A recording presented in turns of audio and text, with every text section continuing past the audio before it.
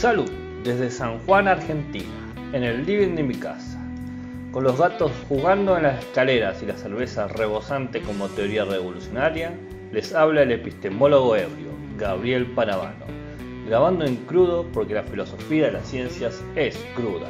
Este es el único podcast, primero, de epistemología y segundo, el único que dura el tiempo justo que tarda en tomarse una pinta. En este encuentro tenemos como problemática ¿cuál es el uso de las metáforas en las ciencias? Quizá la epistemología sirve para algo después de todo.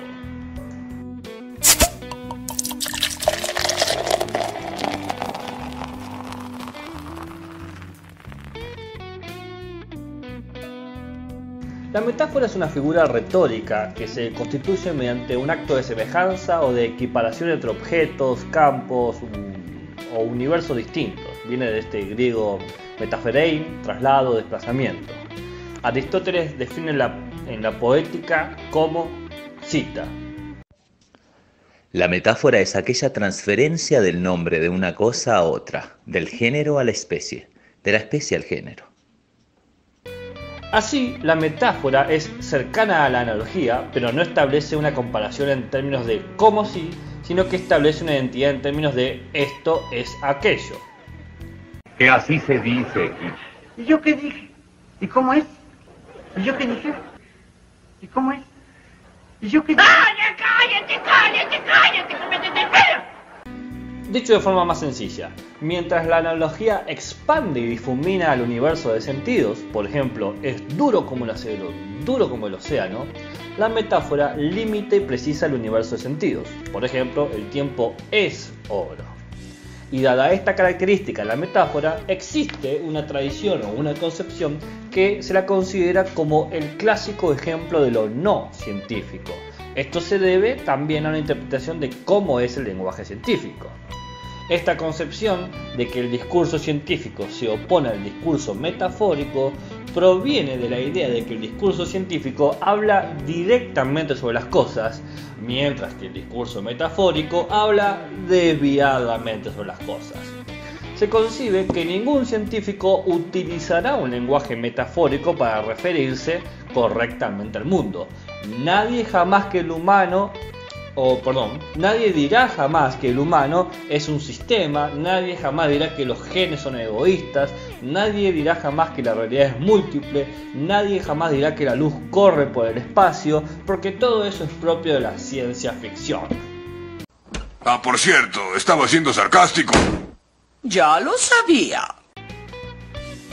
En definitiva, la idea es que el discurso científico es un lenguaje formal, preciso y concreto, mientras que el discurso metafórico es un lenguaje difuso, heurístico y psicológico.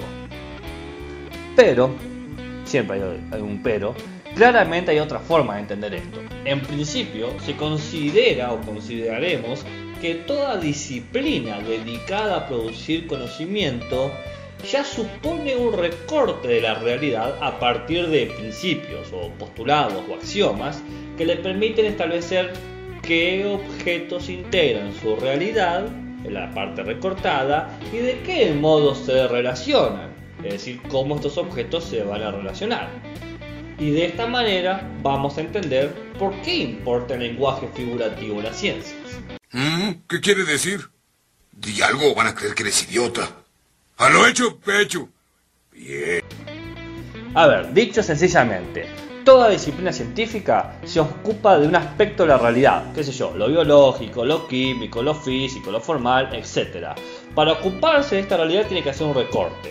Para hacer este recorte, este seccionamiento, esta división del mundo que le permite a la ciencia ver solamente lo que le interesa, por ejemplo, ¿para qué un biólogo va a querer ver un agujero negro?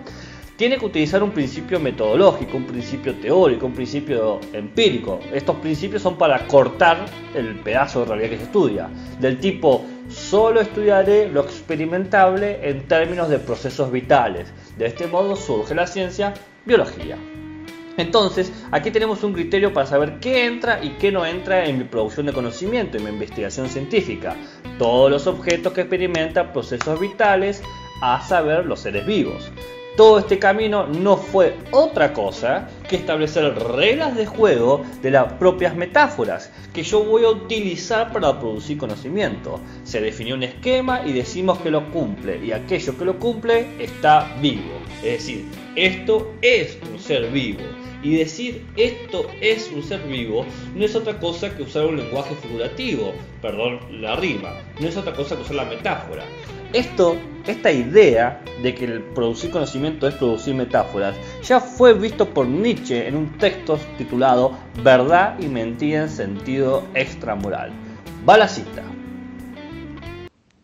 Del mismo modo que es cierto que una hoja no es igual a otra, también es cierto que el concepto hoja se ha formado al abandonar de manera arbitraria esas diferencias individuales, al olvidar las notas distintivas, con lo cual se suscita entonces la representación, como si en la naturaleza hubiese algo separado de las hojas que fuese la hoja, una especie de arquetipo primigenio a partir del cual todas las hojas habrían sido tejidas, diseñadas, calibradas, coloreadas, onduladas, pintadas, pero por manos tan torpes que ningún ejemplar resultase ser correcto y fidedigno como copia fiel del arquetipo.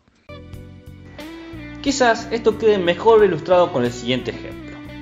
La física es una disciplina científica cuyo recorte de la realidad se caracteriza hoy por 4 nociones: energía, materia, espacio, tiempo e interacción fundamental. De este modo, los objetos que la integran son los que puedan entenderse desde ellas y el resultado de estas relaciones, por ejemplo, movimiento, carga electromagnética, vecindad, etc. Aquí queda patente que la disciplina física se estructura como un sistema de determinaciones que mediante estos principios predicen y o definen comportamientos específicos. Luego el resultado es claro. Toda disciplina, para señalar a los fenómenos de la realidad, tiene que decir esto es aquello, esto es aquello. Siguiendo un ejemplo, si se observa que 2 imanes se repelen entre sí, el físico dirá la repulsión es producto de una interacción electromagnética.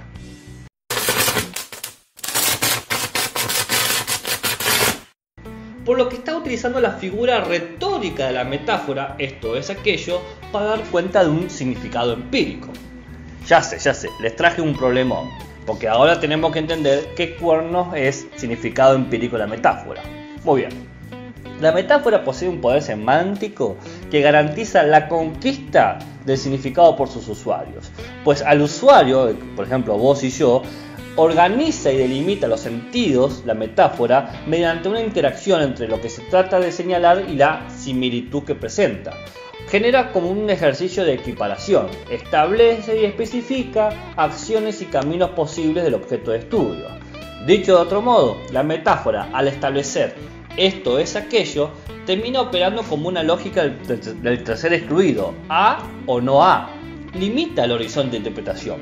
Por ejemplo, al enunciar que los imanes con carga electromagnética idéntica se repelen, se pone en juego una metáfora en la que yo estoy estableciendo límites a las interpretaciones permitidas. Por ejemplo, hay repulsión en imanes si tienen cargas específicas.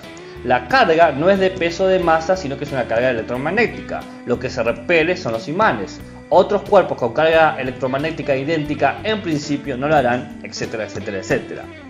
¿Cómo opera entonces aquí la metáfora para constituir el significado empírico? Bueno, siguiendo el ejemplo, se ponen en juego 2 familias discursivas distintas. Una que refiere a la repulsión, cuyo sentido alude al rechazo, al combate, al empuje. Pim, pam, sopra, pum, pim, pam, allá. Y otra que refiere a la interacción, cuyo sentido alude al mover, al impulsar, al comunicar.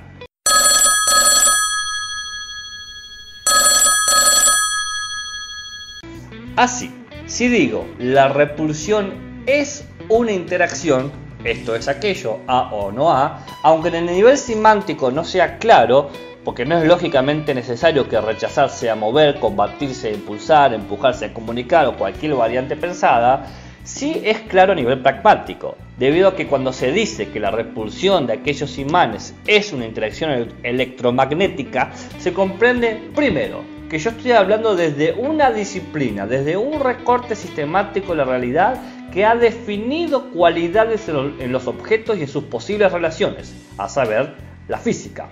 Segundo, que se establece cuáles son las acciones y los caminos posibles de este universo de objetos gracias a que la metáfora tiene un ejercicio de orientación. Es decir, limita, gracias a la semejanza, gracias a la palabra, es qué tipo de relaciones puedo pensar.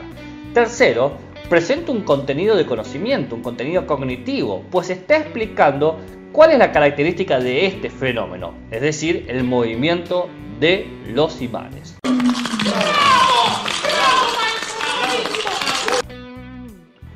Así, en primer lugar, este significado empírico proviene de la capacidad de la metáfora de dar cuenta de un elemento de la realidad cuando se aplica a un contexto determinado, producto de un recorte establecido por una disciplina científica. Y en segundo lugar, proviene de esta capacidad para dar explicación de por qué la realidad es así como la estoy señalando. Básicamente, gracias al constante uso de las metáforas es que las ciencias parecería que pueden establecer su sistema de conocimientos de la realidad. Todo esto es posible porque la metáfora se caracteriza por sustituir lo literal por lo figurativo. Cuando yo tomo el ejemplo, la repulsión es interacción, no hay un valor literal, sino que hay un valor figurado. Porque yo estoy estableciendo que la repulsión se ocasiona porque es el modo en que interaccionan electromagnéticamente los objetos con cargas idénticas. Aquí la potencia semántica de la metáfora da lugar a un significado empírico, porque sincroniza dos ámbitos que habitualmente no estaban juntos, repulsión e interacción. Esto tiene que quedar sumamente claro. No se está descubriendo una identidad preexistente a través del lenguaje, sino que se define una identidad. La metáfora es la intersección de dos planos que comúnmente se consideran separados y hasta incompatibles. Es la realización de una expresión inédita que constituye una nueva esfera discursiva. ¿Sí? ¿Me repite aquello donde dijo todas esas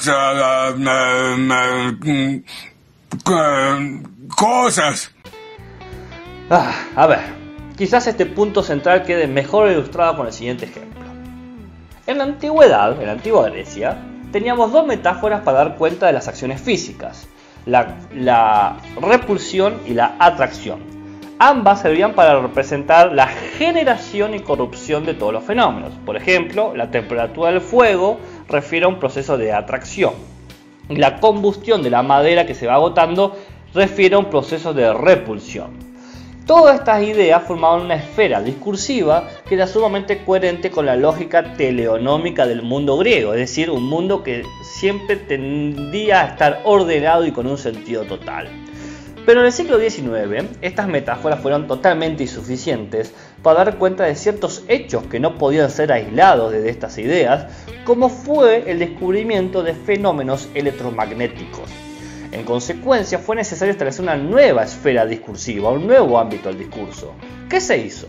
Muy bien, se retomó a una vieja noción, la noción de interacción, una noción que era de uso común en el medioevo, junto con la idea de comunión, y que fue usado principalmente para estudios hermenéuticos dedicados a interpretar el sentido teleológico del universo, que en palabras sencillas, estas palabras eran utilizadas para estudiar por parte de los curas y los doctores de la iglesia cómo Dios actuaba en el mundo. Pero se tomaron estas palabras del discurso escolástico para crear un nuevo orden discursivo. ¿Algo quedó sin entenderse de lo que acabo de decir?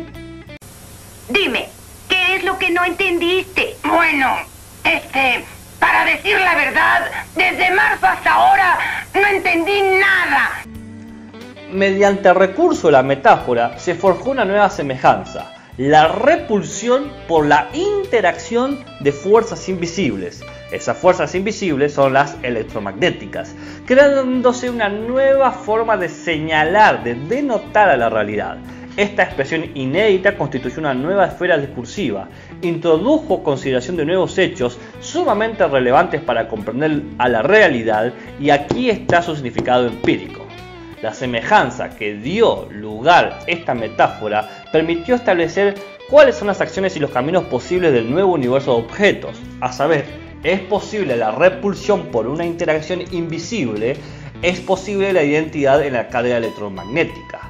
Anteriormente esto no era concebible discursivamente, no había forma de enunciarlo, pues repulsión suponía corrupción, no se podía repeler sin destruir, pero con esta nueva base experimental se repele porque las energías comunican su identidad, es decir, se interaccionan.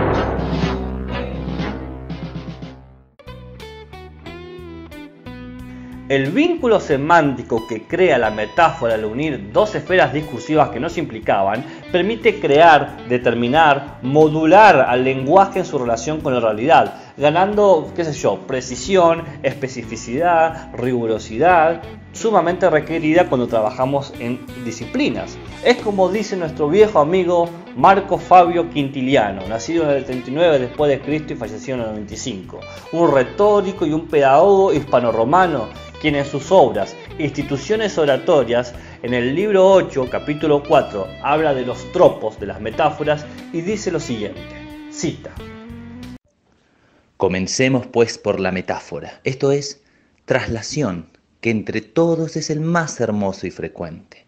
Es tan natural que lo usan hasta los ignorantes sin advertirlo, y tan gustoso que da mayor luz a la oración ya por sí clara. La metáfora no será vulgar ni baja ni dura, si se usa con juicio. Contribuye a la afluencia, ya trocando el significado, ya tomando de otra cosa la significación de lo que no tiene término propio, y hace que no falten palabras para expresar cualquier cosa, que es la mayor dificultad. Cuando la metáfora señala lo real de una forma novedosa y que impide, como dice Quintiliano, que no nos falten palabras, quiere decir que ya no puede ser suplantada, pues ha creado un espacio nuevo de relación lenguaje-mundo que es ocupado semánticamente por ella.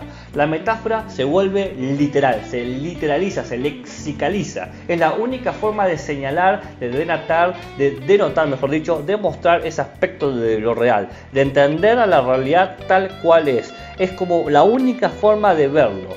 Cuando sucede esto, la metáfora obtiene un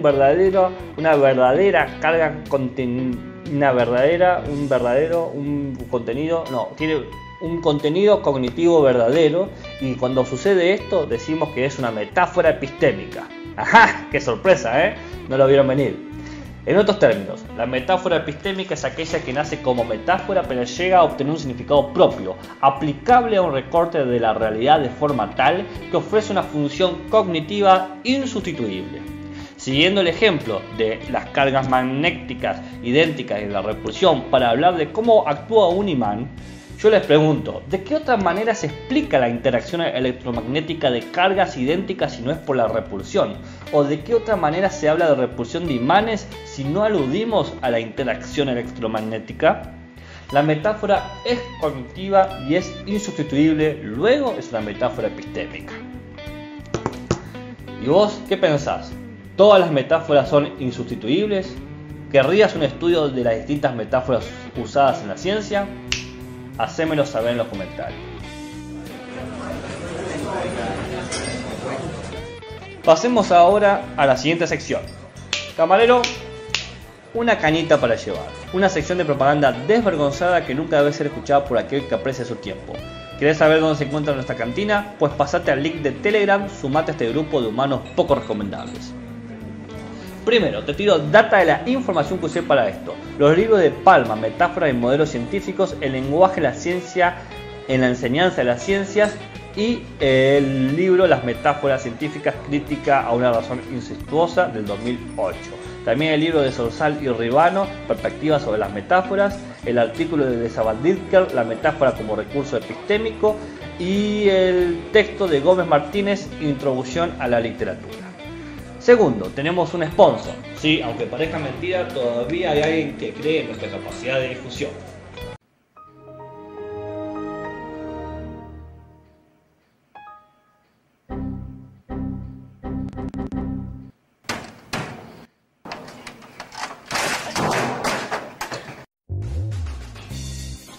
¿Vivís en el Cono Sur, en Chubut, y necesitas una reparación o un mantenimiento en tu PC porque estás todo el día escuchando podcasts llenos de virus? ¿Se te perdió ese artículo científico o esas fotos del viaje y te das por finiquitado? Bueno, llegó Exodus, soluciones informáticas. Bueno, justamente hacen eso, darte soluciones informáticas.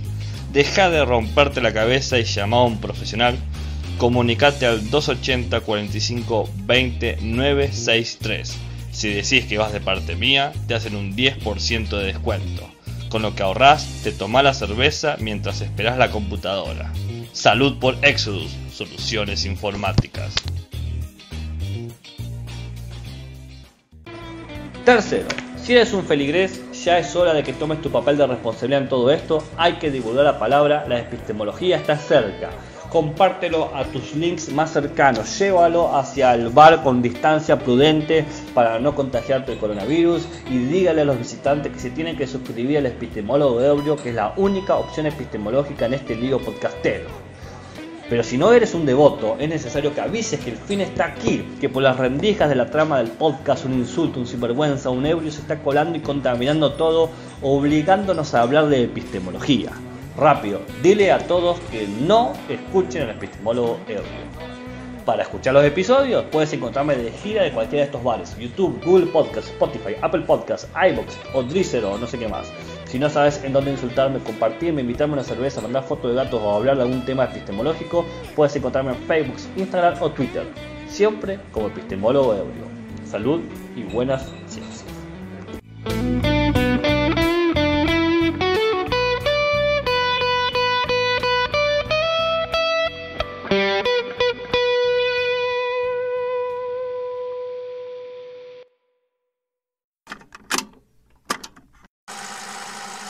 El hombre epistemólogo atraviesa el temporal, porfiado de sombrero, distraído al caminar. Se para frente a un kiosco, lo distrae un titular. Piensa en la tinta y en su composición molecular.